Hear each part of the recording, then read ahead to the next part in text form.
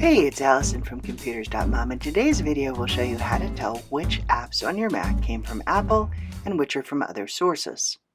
There are a lot of reasons you might want this information, but most often it's because you're setting up a new Mac and you want to have all the same apps you use now. Any of the apps you have came with your Mac or from the App Store, those are easy. But you might want to make a list of apps you use that did not come from the Apple ecosystem, like Dropbox and Zoom, which take a little more effort to install. We'll walk through the steps quickly, but don't worry about taking notes because you'll find a handy recap of the steps on a single page at the end of this video.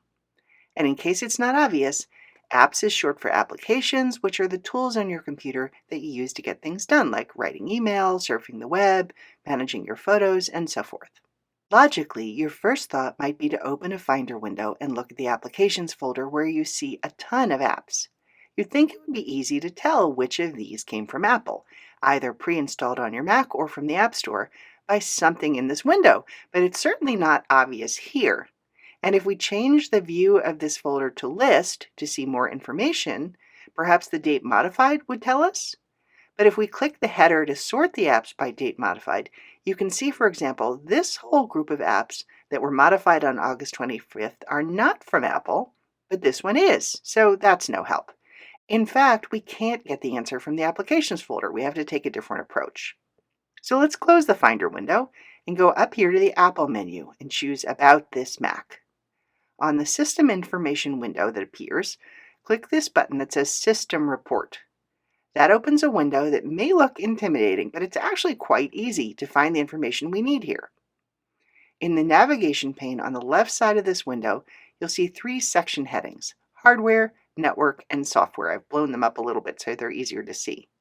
Each one has a little pointy chevron next to it that's either pointing to the right, meaning the section is collapsed, or pointing down, which means it's expanded. You can expand or collapse each section by clicking on the chevron. Make sure the Software chevron is pointing down, that is expanded, so you can see all the options in that section.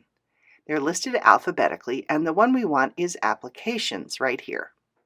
Click on Applications, and after a brief pause, you'll see a long list in the main part of the window. Note this heading, Obtained From. Aha! That's exactly what we need. Click that heading to sort the list by where the application was obtained. Now we can easily distinguish the Apple-sourced apps from the non-Apple-sourced apps. We can scroll past all the stuff that came from the App Store and from Apple directly to see these last two groups, Identified Developer and Unknown.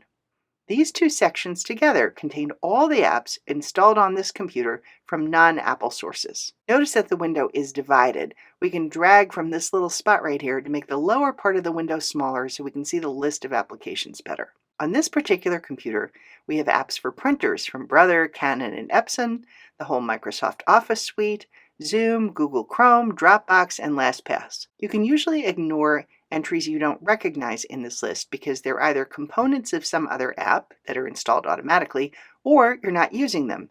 Either way, they don't need to be part of your install list. Be a little cautious with the Unknown section because unknown means Apple hasn't verified that these items are safe. That does not mean, however, that they are unsafe. Note that there are entries from Brother and HP marked as unknown. They could just be older apps that were created before Apple started the requirement that apps be signed. But they could also be risky, so be sure to check that they're legit and up to date before you install anything from an unknown developer. Now that we've identified the apps, you could write them down on a piece of paper, but there are other ways to capture this information. We can use File Print, but notice that the resulting printout will be 36 pages. Let's not waste all that paper. We can save it as a PDF instead. We can name it App List and save it on the desktop for convenience. Once we have that list, we can open it up anytime, scroll through the list, and only print pages we need. Another option, if the identified and unknown sections fit on your screen, is to take a quick screenshot. On your keyboard, hold the Command and Shift keys and tap the number 3. That takes a picture of your whole screen and saves it on your desktop. So that's all there is to it. As promised, here's a quick recap for your convenience. To see all the apps on your Mac and where they're from, especially the non-Apple ones, click the Apple menu and choose About This Mac, then click on the System Report button. Make sure the Software section is expanded on the left and click on Applications under Software.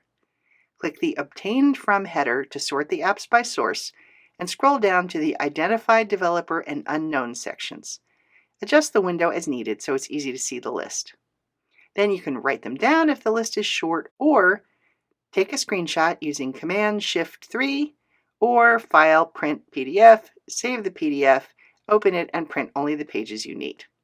Thanks for watching. Feel free to leave comments and questions below. Click like if you found this helpful, and be sure to subscribe for more Computers.mom videos.